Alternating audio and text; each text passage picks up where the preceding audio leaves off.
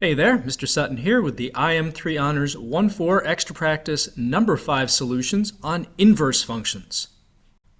For each of these problems, our strategy is going to be pretty uniform.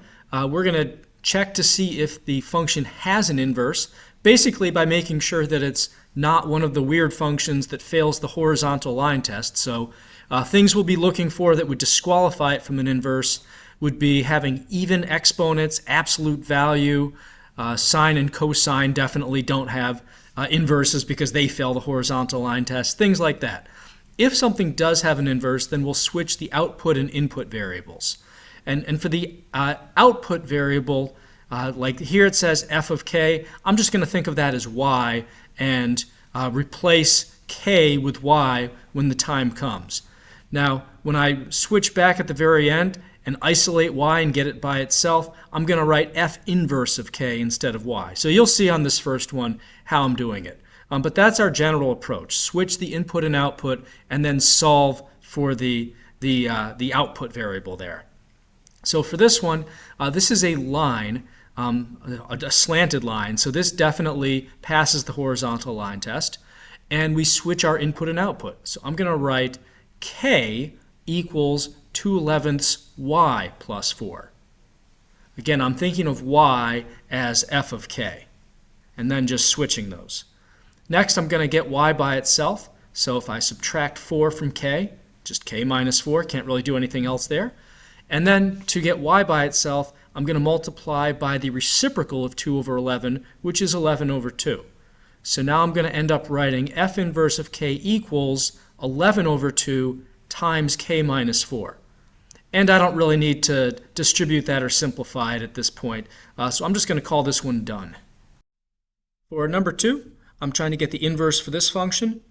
Now this is actually a line. If you were to divide each of these things by 5, this would be like negative 11 fifths minus 7 fifths q. So just a line in mx plus b form. So it does have an inverse. And I'm going to switch the output and input now. So I'm going to write q equals negative 11 minus 7y over 5. Now to get y by itself, multiply both sides by 5. So we have 5q there. Then I'll add 11 to both sides. And lastly, I'll divide both sides by negative 7. So I'll write f inverse of q equals 5q plus 11 over negative 7. For number 3, this is another line.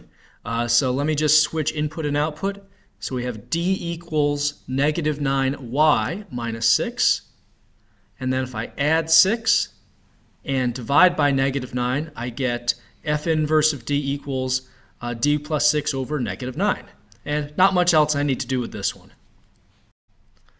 For number 4, and for really a lot of the other things that fall in the category of question 4, the handout itself, the answers, the short answers, actually gave an inverse for this, but there actually should not be one. Because of this even power, this one fails the horizontal line test when you graph it out and does not have an inverse. So we just move on. For this next one, number 5, we notice that there's an even power here, so just like number 4, this one also has no inverse. For this problem, 3r, this is basically just a line, so let's switch input and output. This is going to be a very fast problem. We have r equals 3y, and then we can divide by 3, so I'll just write f inverse of r equals r divided by 3. This next problem is a little bit tricky because my input variable is y, so when I swap this out, I'm going to use z as my output variable. So I'm going to rewrite this as y equals 11 over 2z minus 5. And now this time I'm going to get z by itself instead of y in order to get the inverse. So I'm going to add 5 to both sides. We have y plus 5.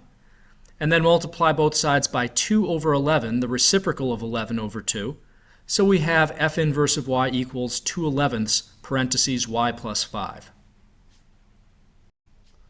For number 8, this is basically a line in fraction form.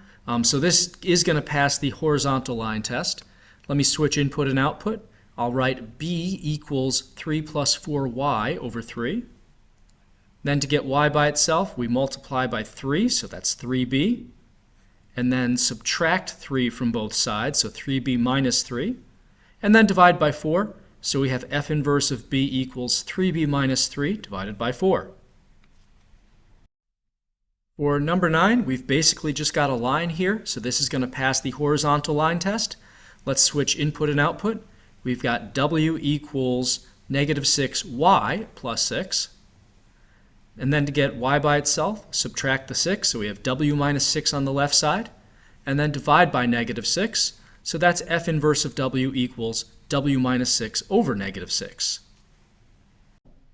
For number 10, they tried to get sneaky and slip an even power in here on us, but we know that even power functions do not have inverses, so it's on to the next. For this problem, we have an odd exponent, which is totally fine. This is a cubic function that does have an inverse, so we're going to switch our variables. I'm going to write z equals negative 3 parentheses y minus 7 quantity cubed. And then to get y by itself, I have a few steps I need to do. First, I need to divide by this negative 3 to get the exponential stuff by itself. So we have z over negative 3.